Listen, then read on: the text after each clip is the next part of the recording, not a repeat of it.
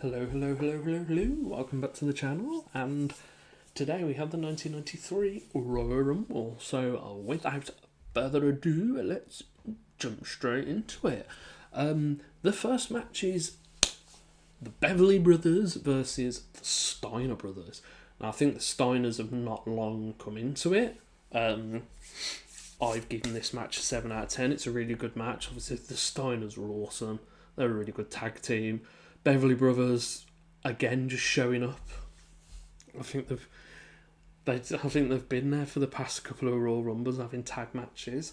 But yeah, it's a really good match. Bit of tidbit that I learnt about this is I think it was Bruce Pritchard and Pat Patterson really loved Scott Steiner, and they pitched to Vince that Scott Steiner, he debuts in the Royal Rumble, wins it, and then wins the title at WrestleMania. Now, this is the first year where you win the Rumble, you get a title shot. They've kind of added that in because it gives it a bit more fun, doesn't it? And yeah, they were really high on Scott Steiner. Vince wasn't. They had to convince Vince, and Vince wasn't convinced. That was actually fun to say, and I didn't screw it up. But Vince wasn't. He didn't want to do that, even though I think he was a fan of the Steiners. And also Rick and Scott didn't want to break up as a tag team at that point in their career, so that kind of got squashed. But in 1993, we could have had Scott Steiner as champ, and the way, obviously, what he went on to become, Big Papa Pump, would that have derailed that? Would that have not happened? Would he have stayed with the WWF if he just came in and all of a sudden he's the champ? Because he would have been up there, he would have had matches with Brett and probably Diesel and Shawn Michaels and that. We never know. We might not have never got Big Papa Pump if that had have happened. But yeah, they beat the Beverly Brothers. A decent match, 7 out of 10. And then we got Shawn Michaels and Marty Jannetty for the IC title. Shawn's the champ. Marty Jannetty comes in.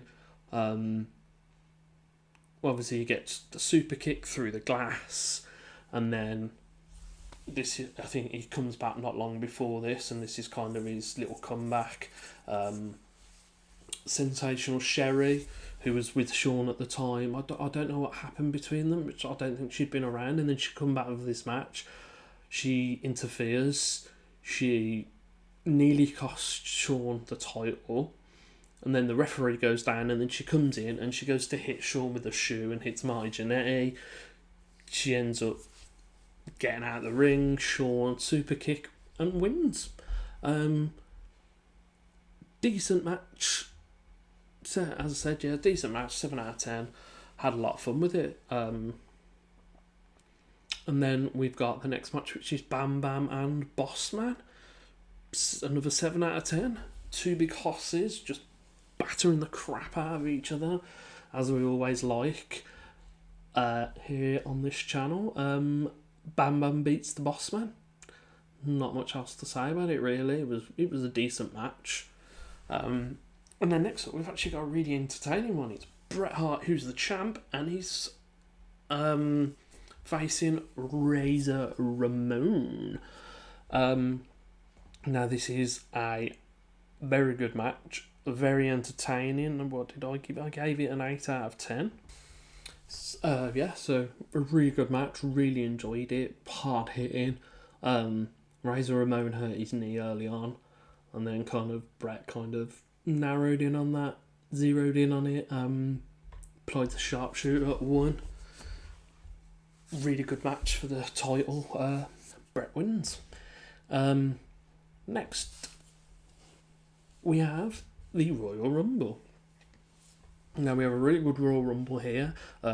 Flair, DiBiase, Jerry Lawler's in it, Mr. Perfect, The Undertaker, IRS Tatanka, Typhoon, and Earthquake, Tito Santana, who he him and Greg Valentine just appear all the time.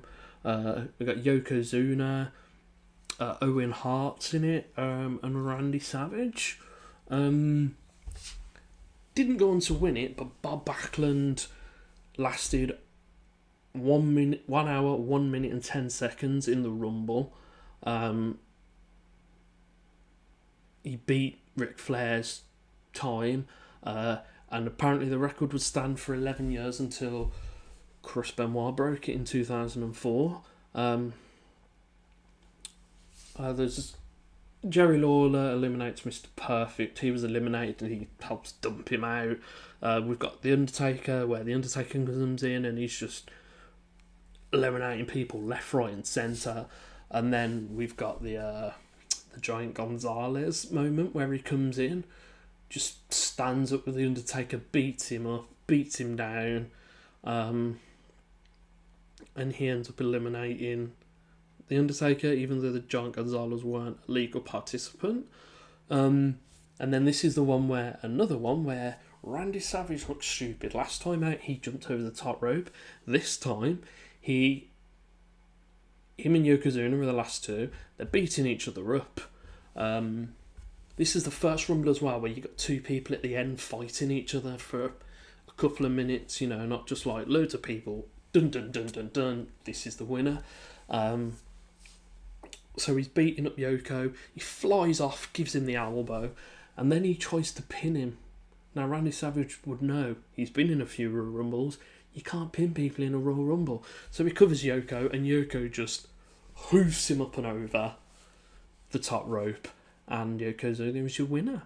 And this is the one where Yoko goes on to Mania, faces Bret Hart, beats Bret Hart because Mr. Fuji uses the powder, and then Hulk Hogan comes out and he's like, "Oh man, oh, you alright, Bret?" And Yoko's like, "Oh, we challenge you, Hulk Hogan.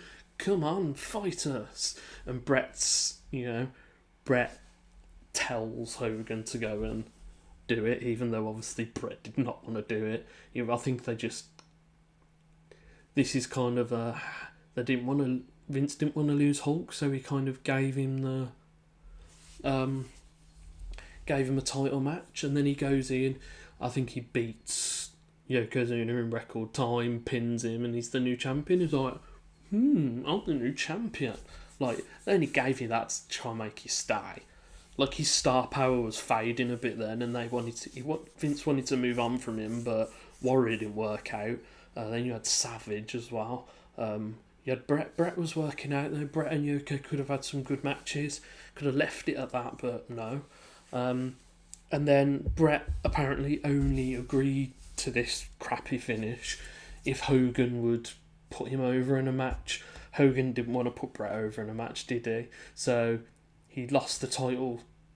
He lost the title to Yokozuna and then fucked off and then ended up in WCW. So Bret was pissed about that because he was like, "I want to get my win. And Hulk Hogan was like, "Yeah, I'll fight you and put you over," and then did that and buggered off. So, but yeah, Yokozuna is your winner. 7 out of 10. Overall, 7.5 out of 10. Yokozuna's the Rumble was good. Bret and Razor was good. Shawn and Mike Jannetty, Steiners and Beverly Brothers.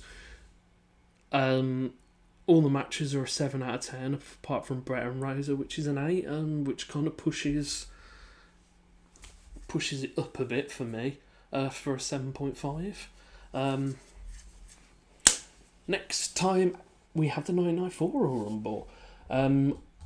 If you've enjoyed this, please like, comment, subscribe, ring the notification bell, all that lovely stuff, and hopefully I shall see you in the next video. Have a good day, have a good afternoon, have a good evening, or have a good night, and I shall catch you guys again next time. See you later. Bye bye.